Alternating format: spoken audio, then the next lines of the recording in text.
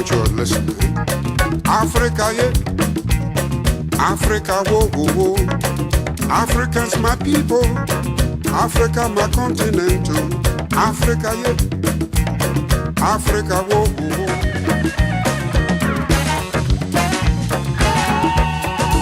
Yeah. Mr. Emmanuel Awume is here with a few very important people. He has been influenced. Everything around us is a potential resource. We can transform just about anything, create value out of it, and generate wealth. This is what I see in this gentleman seated here. Mr. Emmanuel Awume, welcome. I didn't have that capital from my background to support me up there. But then the question I asked myself was, I need to take my destiny into my own hands. If it's going to take me 10 years or 15 years to even raise the money to start my dream objective, I was going to go to it. And so, for instance, going to homes to clean cars for people was one of the ways, right? I will walk to your home. I know I will get water at your end. That's right. All right? I just get my soap, my sponge, my duster, with my bag behind me. I come to your home, clean your car, and I make sure I do it best, such that you recommend me to your next neighbor. You know, so I pursue this dream gradually. I raised a bit of money out there. Then I bought the pavement block making machine. I then got some gentlemen together. We buy the sand, the cement, we produce pavement blocks. By the roadside, people come, they stop, they buy. You are saving. You understand? You have an ultimate dream you are looking up to. So whatever little you're doing, if it's ice water, it's selling oranges or whatever, you know where you're going. Go at it. Keep saving bit by bit. You'll get there. It might take you long, but if that's the way to go, you have no choice. Go at it. I have done it. It worked. And I believe when you do it, it will work if only you are focused. Thank you. Thank you very much. I think we want to put our hands together for him. You know, when Obama came here, a beast was probably here. Yeah. I wish you cleaned that too. I would have asked for your phone to look at pictures because I haven't seen the interior of that. So far, I'm thoroughly enjoying this. And people are asking questions in their minds. And some of the questions are, how do you overcome fear? Because fear has been identified as the biggest reason why many startups fail, or many young people are afraid to jump out of that boat and step on water. What are the 2 or 3 things that would make us win in business as young people to be like you? The first thing to overcome fear is research. To be able to convince yourself of your dream. Once you believe in that dream, by doing enough research to convince yourself that when you move from A, the definite next stage is B, you have no fear out there. You've taken it off.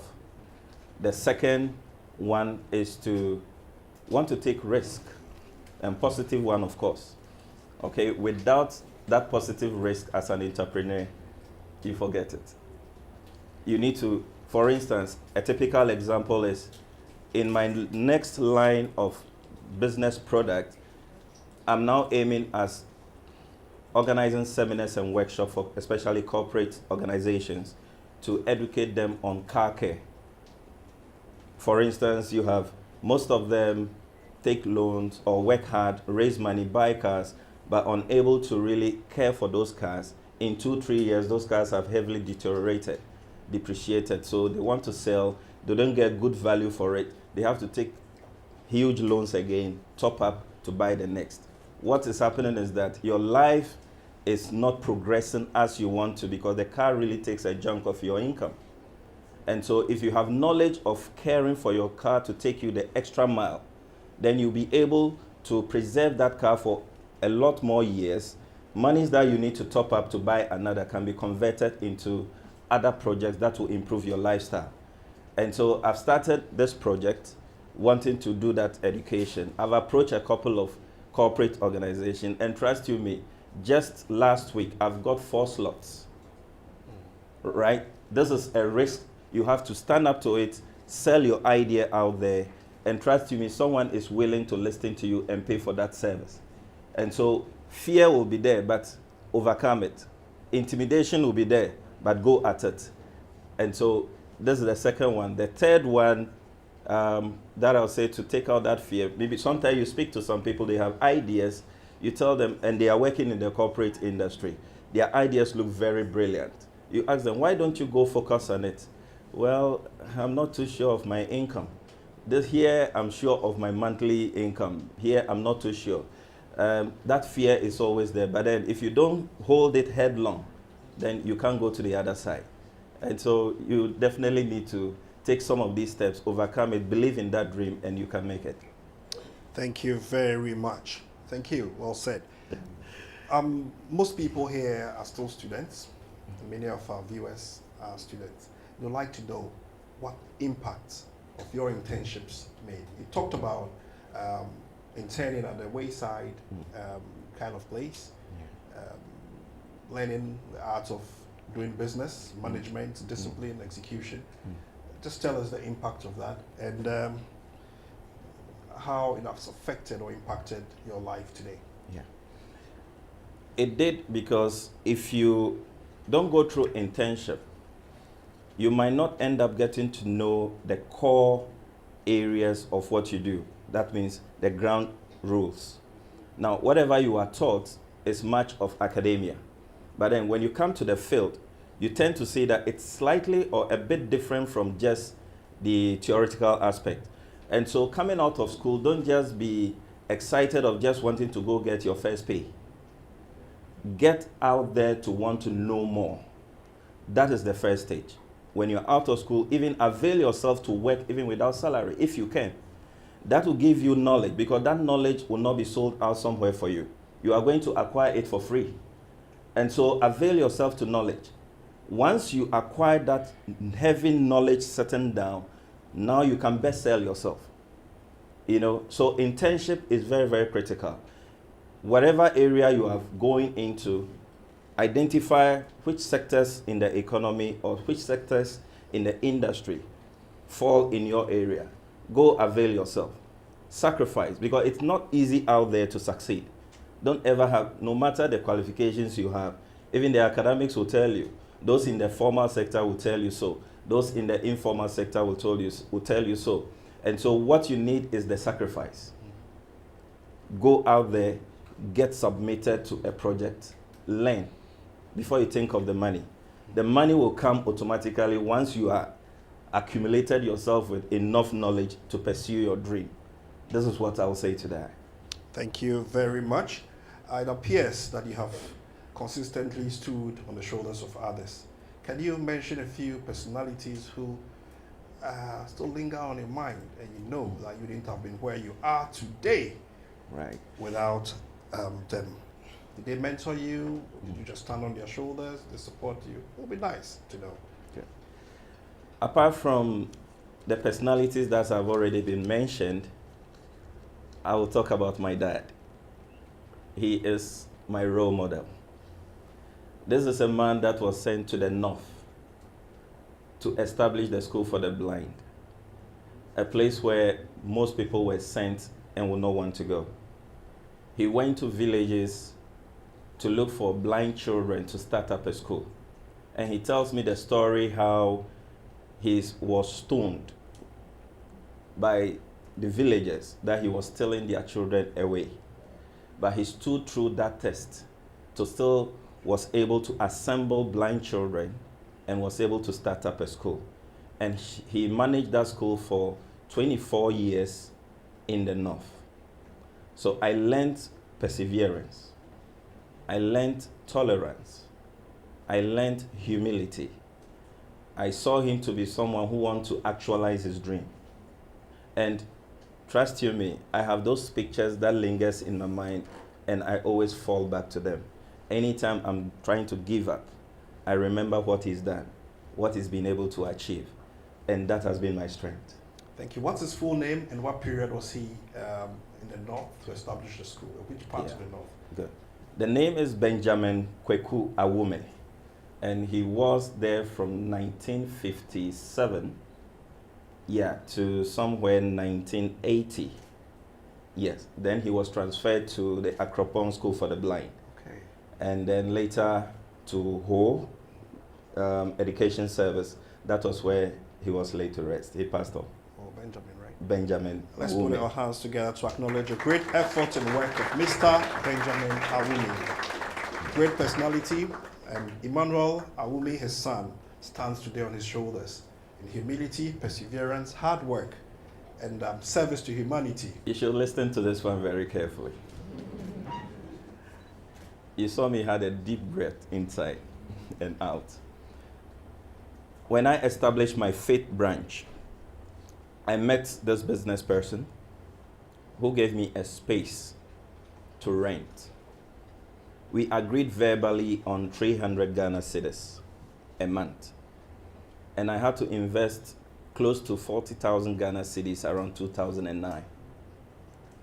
Now, on completing the project, he invites me to his office for us to document the agreement this time around.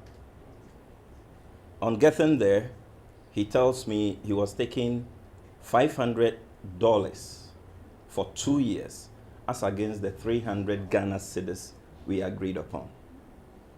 I had gone for bank facility, used up my internally generated funds to finish that project with a view that once the project was up, I was going to be able to recoup that fund. I made him realize this wasn't it. And this was an elderly person, a very respected person in our society. I can't mention name. But he held on to his position. I managed to raise 1 year of that amount. Asked him to give me some time space to pay the remaining. I had then operated barely a year on the property. He wouldn't take any for an answer. So eventually he has to give me 3 months if I'm unable to pay the other 1 year to fold up. So I ended up folding up. Now, I couldn't generate enough funds to support the other branches. I couldn't pay workers.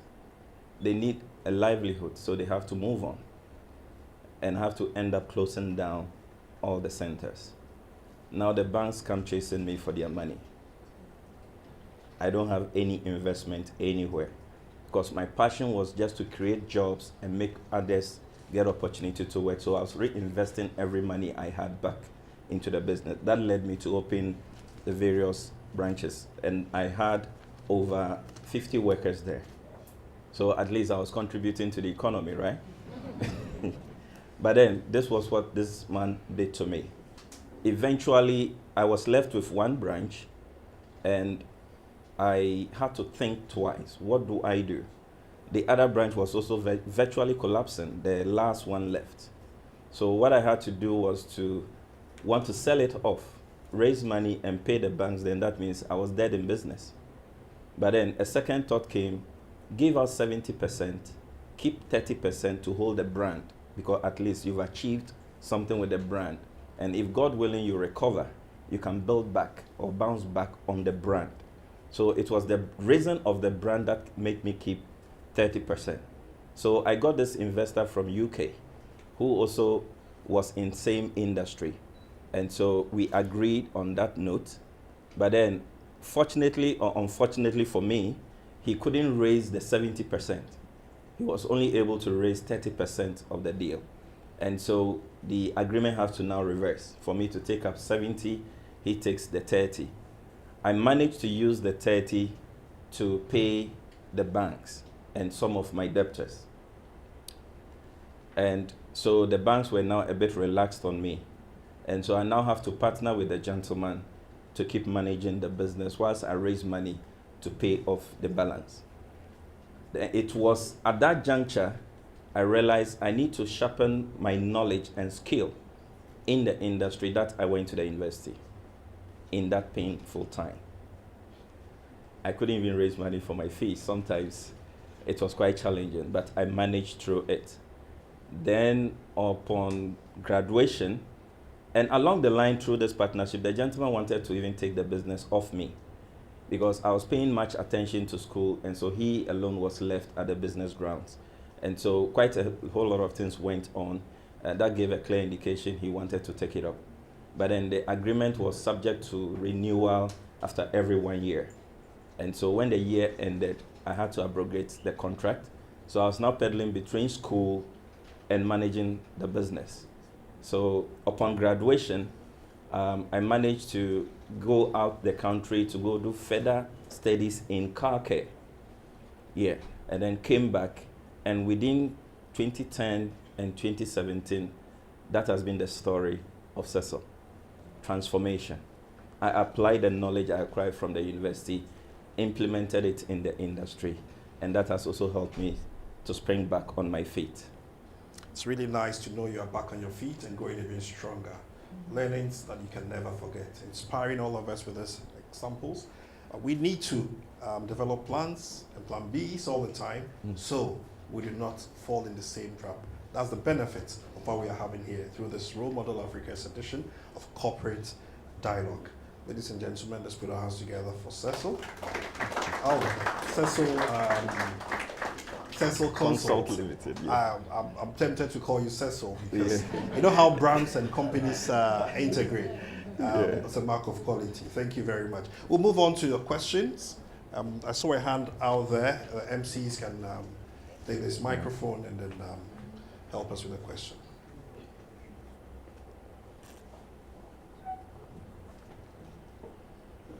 Your name, please, and then your question.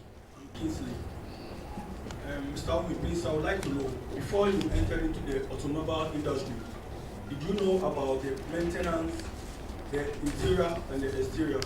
If yes, what inspired you to choose the interior? And if no, to what inspired you to choose the interior? Okay. Yeah, interestingly, I had no idea actually that there was any business to that sector because we really don't even have it here in Ghana then. And so what led me into that was the challenge I faced when I had to write applications to various organizations, especially the motor companies for employment. And none of them will want to look at my application.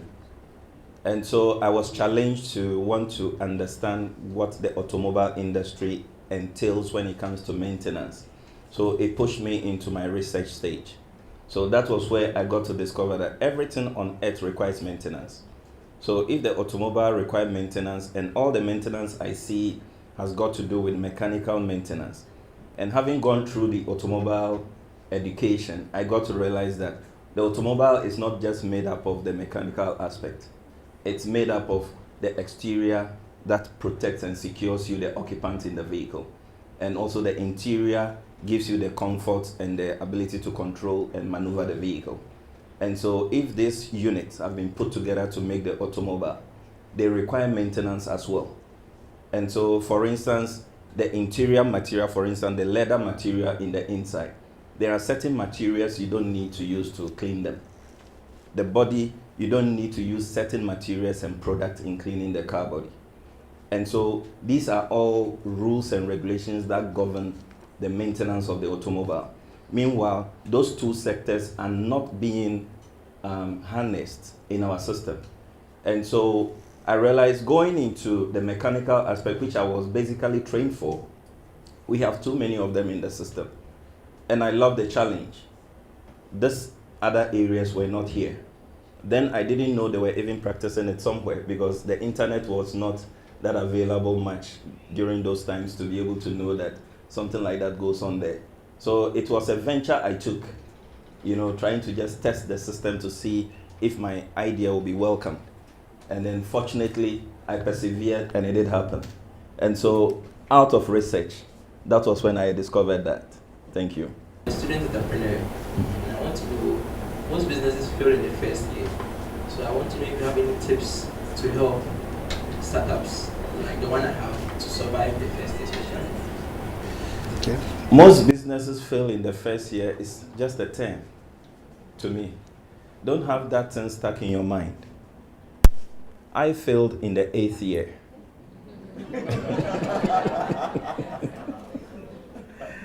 Okay, I started and look at the opportunities that came my way, SNIT, Cal Bank, Presidency, aircraft, and all that. It sprang me up. But then it was the 8th year that I faced my challenge. Okay, so don't accept just what is out there. Believe in what you can do. Do it best. Trust you me. Having learned from this, you might not make the mistake. You will just keep moving up. So, thank you.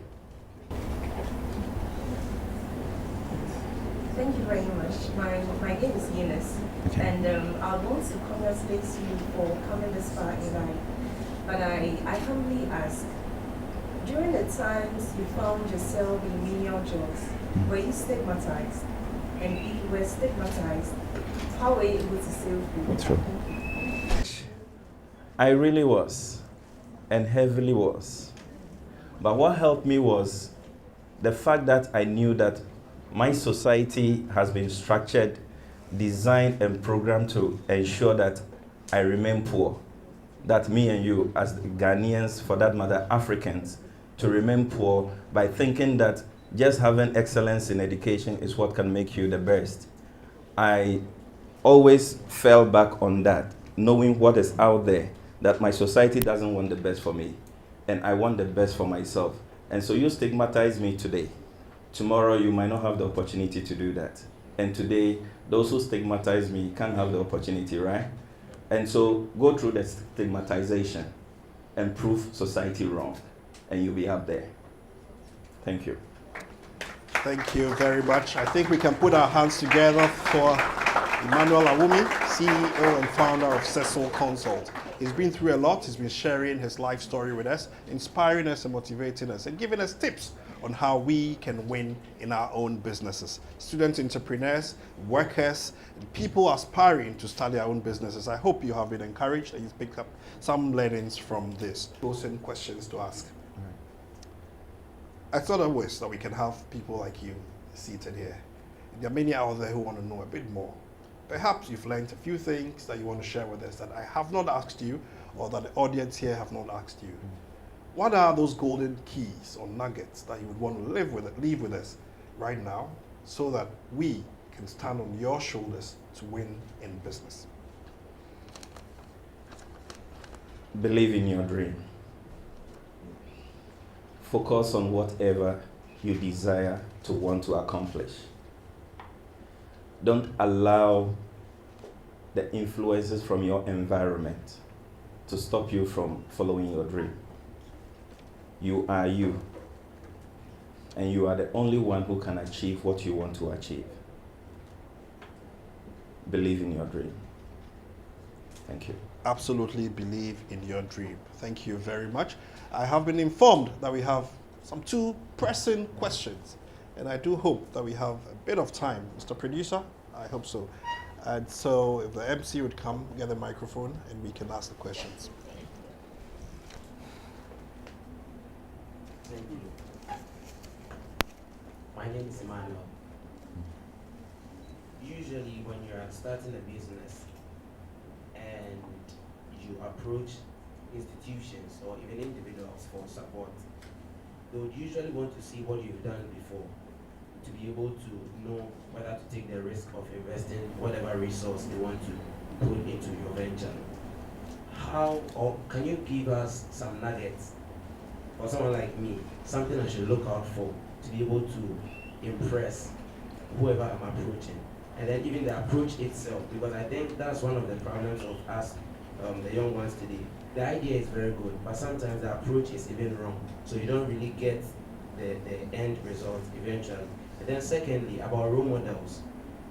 You are into car care consultancy, but your dad was a teacher or something like that, if I'm not mistaken. Must you necessarily have a role model who falls within your venture or your job description? Thank you. Okay. Thank you. I'll take the second one first and then roll down to the first. And somebody here who wants to know, as you've been telling the story, we've not heard anything about a woman in the industry. Do you have women who are playing key roles in this industry? And if there's a woman in here who's looking to join what you're doing, what would you tell them? What are the challenges they face as women trying to rise in the industry? Okay. Lovely. Women were one of my strong marketing tools I started with. because this was an industry that women could also be stigmatized in working in. And so people get excited when they see a woman working in that industry. And so when I started, I tried to recruit women to be part of my team. And I had quite a number of them, up to almost 10 of them. But then they've all moved on, because what I encourage within my business space is for young ones to come. When you're ready to go to school, you make some money, you want to go to school, I allow you to go.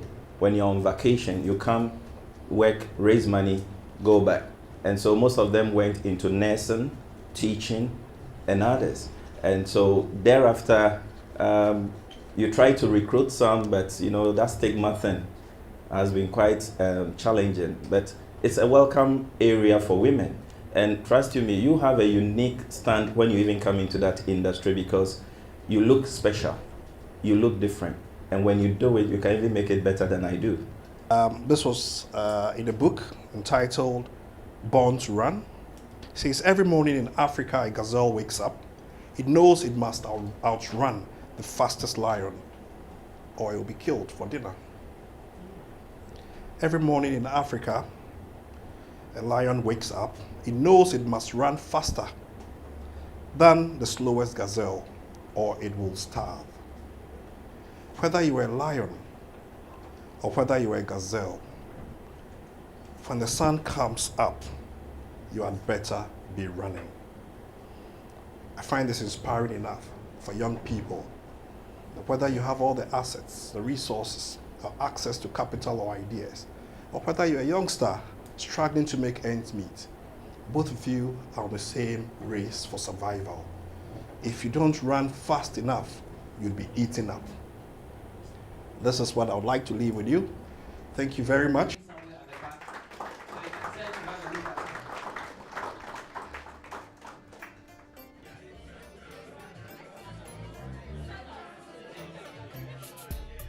Bringing the best mind in corporate to help mentor the young generations is in the right direction. And for me, when I came here, I'm taking away a lot of things. It's been very educative, and it has helped me build up my soft skills and build up myself as an individual. And I've learned a lot listening to role models from the first edition right up to this edition, and it's been great and wonderful so far.